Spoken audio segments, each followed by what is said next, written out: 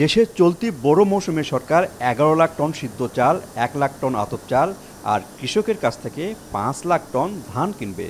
সংগ্রহ অভিযান 7 মে থেকে শুরু হয়ে চলবে আগস্ট পর্যন্ত। প্রতি কেজি 45 টাকা সিদ্ধ চাল, 44 টাকা আতপ এবং 32 টাকায় ধান কেনার ঘোষণা দিয়েছেন সরকার। তবে সংগ্রহ অভিযানে শুরুতে অ্যাপসের মাধ্যমে ধান ক্রয়ের জটিলতায় অনেক কৃষক ধান দিতে পারেননি। এতে করে বাজারে কম দামে ধান বিক্রি করেছেন তারা। এখন সকল কৃষক আগে আসার ভিত্তিতে ধান দেওয়ার সুযোগ থাকায় খুশি সাধারণ কৃষক। সরকার নির্ধারিত দামেই ধানের টাকা পাচ্ছেন তারা।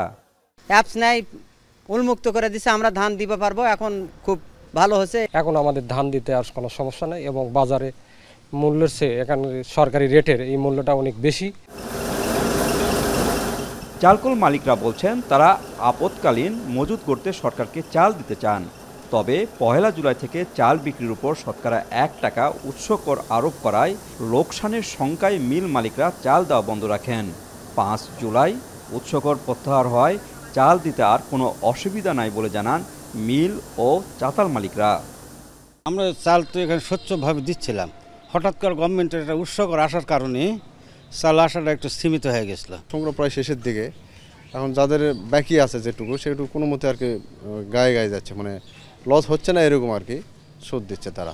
1%-এর কারণে অনেক টাকা লস হয়ে যায়, এই কারণে কয়েকদিন দেয়নি। এখন এমন তো অবস্থায় যেহেতু ভ্যাট উড়ায় নিছে, ইনশাল্লাহ চাল দিতে পারবো টার্গেটেরটা।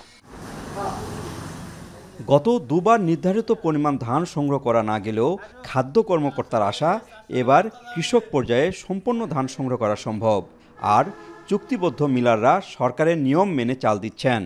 সংগ্রহ অভিযান শেষের আগেই বগুড়ায় ধান ও চাল সংগ্রহ পুরো শেষ হবে।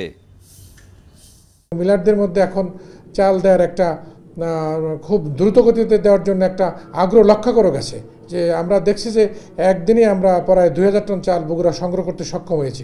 আমরা আশা করছি যে 31 আগস্ট না তার পূর্বেই আমাদের ধান এবং চালের লক্ষ্যমাত্রা অর্জিত হবে। বগুড়ায় এ পর্যন্ত 40,000 টন চাল এবং 7,000 টন ধান সংগ্রহ হয়েছে। দেশে চাল সংগ্রহের হার 55%। নির্দিষ্ট সময়সীমায় নির্ধারিত ধান চাল সংগ্রহের আশা খাদ্য বিভাগের। মাজিদুর রহমান, এখন, বগুড়া।